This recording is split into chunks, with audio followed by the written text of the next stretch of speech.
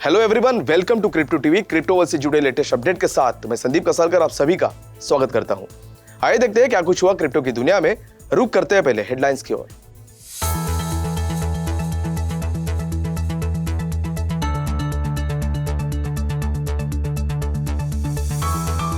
CoinSwitch ने कर्मचारियों को रिवॉर्ड्स देने के लिए $2.5 मिलियन ESOP को किया बायबैक।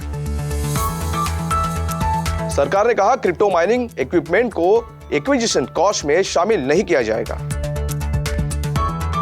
क्रिप्टो करेंसीज ने किया मिलाजुला ट्रेड, बिटकॉइन फिसला $41,500 से नीचे।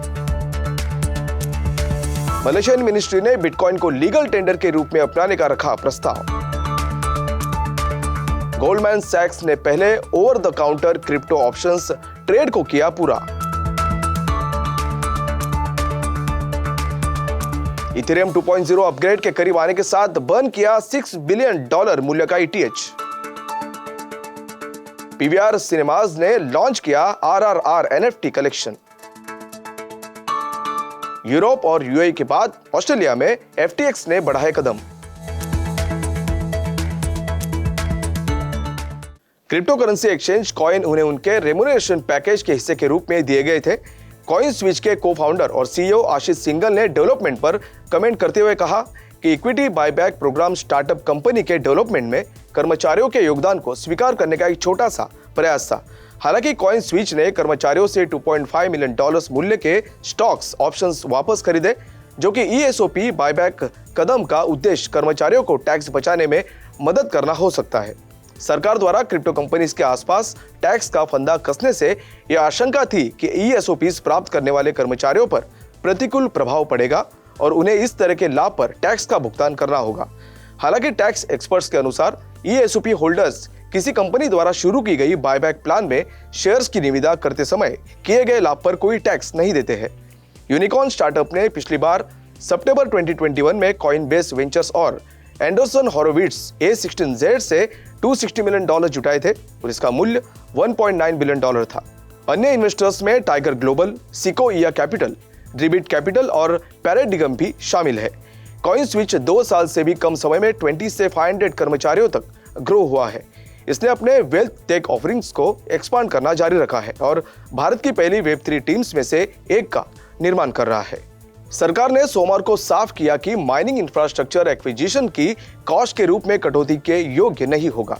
सरकार ने यह भी साफ किया कि बजट 2022 के प्रपोजल्स के अनुसार इन्वेस्टर्स को एक क्रिप्टो एसेट में दूसरे के खिलाफ नुकसान को सेट ऑफ करने की अनुमति नहीं दी जाएगी। टैक्स एक्सपर्ट्स को इस बात पर 2 हिस्सों में थे कि क्या इन्वेस्टर्स एक क्रिप्टो में दूसरे क्रिप्टो एसेट के अगेंस्ट नुकसान को सेट ऑफ कर सकते हैं, जैसा कि स्टॉक इन्वेस्टमेंट के मामले में होता है। Minister of state of finance Pankaj Chaudhary ने सोमवार को लोकसभा को सूचित किया कि टैक्स कानूनों के प्रोविजन के अनुसार वर्चुअल डिजिटल एसेट्स VDAs के ट्रांसफर से होने वाले नुकसान को किसी अन्य वर्चुअल डिजिटल एसेट के ट्रांसफर से होने वाली इनकम के प्रति सेट ऑफ करने की अनुमति नहीं देनी चाहिए। दरअसल वह लोकसभा सदस्य कार्ति चिदम्बरम द्वारा क्रिप्टो करेंसी की स्थिति पर उठाए गए सवालों का जवाब दे रहे थे। इस सवाल पर कि क्या क्रिप्टो करेंसीज के माइनिंग में इंफ्रास्ट्रक्चर की कॉस्ट को एक्विजिशन की कॉस्ट के रूप में माना जाना चाहिए, जिस पर चौधरी ने कहा कि VDA माइनिंग में किए गए इंफ्रास्ट्रक्चर की कॉस्ट जैसे क्रिप्टो एसेट्स को एक्विजिशन की कॉस्ट के रूप में नहीं माना जा सकता है, क्योंकि ये नेचर ऑफ कैपिटल एक्सपेंडिचर में होगा, जो प्रोविजंस के प्रावधानों के अनुसार कटौती के रूप में अलाउएबल नहीं है। बढ़ते जियोपॉलिटिकल टेंशन के बीच क्रिप्टो करेंसी ने मिक्स ग्लोबल स्टॉक में मिक्स ट्रैकिंग का कारोबार किया, क्योंकि रशिया ने यूक्रेन के शहरों में हजारों नागरिकों की हत्या जारी रखी है, जिसके बीच बिटकॉइन को 41,500 के नीचे फिसलते हुए देखा गया। इन्वेस्टर्स फेडरल रिजर्व की US इकोनॉमी को सॉफ्ट लैंड करने की क्षमता पर चिंतित रहे हैं, क्योंकि इन्फ्लेशन में तेजी आने की उम्मीद थी।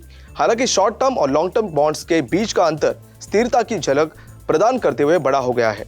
इन सब के बीच बिटकॉइन हाल ही में पिछले 24 घंटों में लगभग 1% फिसलते हुए $41,200 पर ट्रेड करते हुए देखा गया, जबकि ईथर ने 0.5% की उछाल के साथ 2,900 पर ट्रेड किया।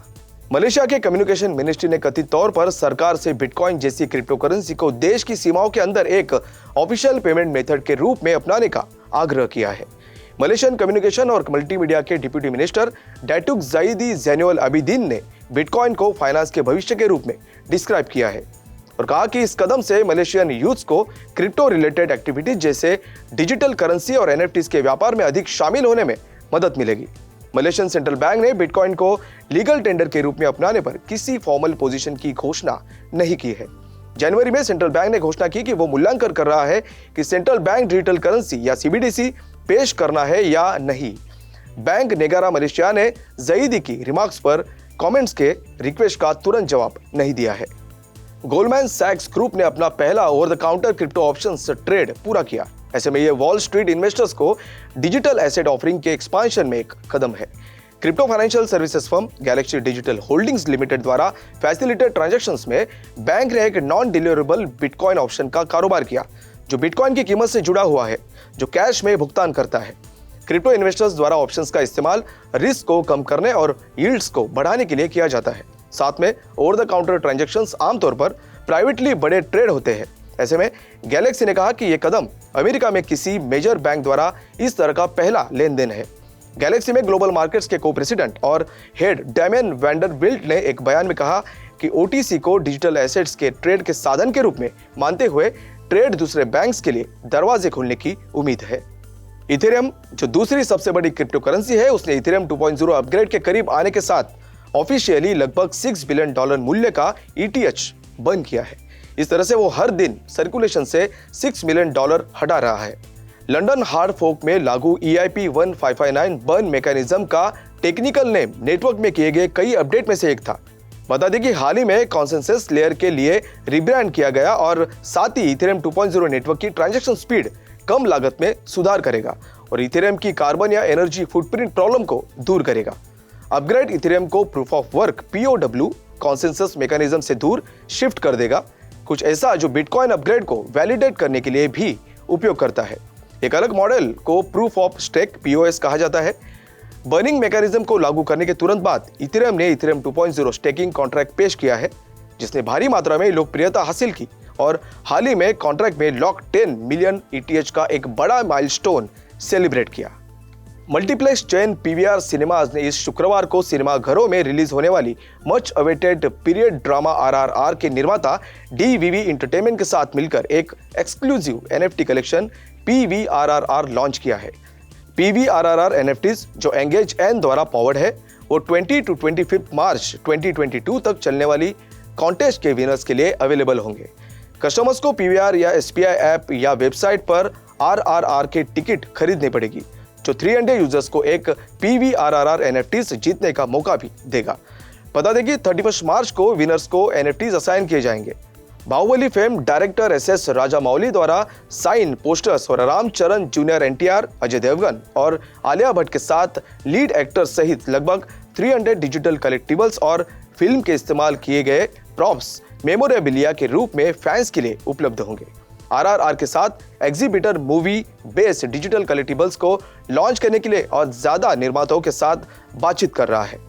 Global crypto exchange FTX trading ने सोमवार को अपनी ग्लोबल एक्सपांशन स्ट्रेटेजी को जारी रखते हुए FTX ऑस्ट्रेलिया की स्थापना के साथ ऑस्ट्रेलिया में अपने विस्तार की घोषणा की।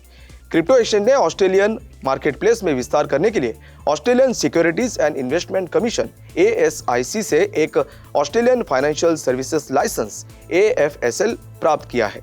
Sam Bankman Fried own FTX Australian investors को OTC बेस्ड सर्विसेज, डेरिवेटिव्स और एक्सचेंज स्वीट सहित अपने क्रिप्टो प्रोडक्ट्स और सर्विसेज की पेशकश करेगा। बता दें कि यूरोप और यूनाइटेड अरब इमारेट्स में हाल ही में प्रवेश के साथ FTX ग्लोबली अपने क्रिप्टो बेस्ड प्रोडक्ट्स और सर्विसेज का विस्तार करने में सबसे आगे रहा है। आज के लिए बस इतना ही। क्रिप्टो वर्ल्ड से जुड़ी नई खबरों के साथ बने रहिए क्रिप्टो टीवी के साथ। तब तक के लिए मैं संदीप कसालकर आपसे विदा लेता हूं। नमस्कार।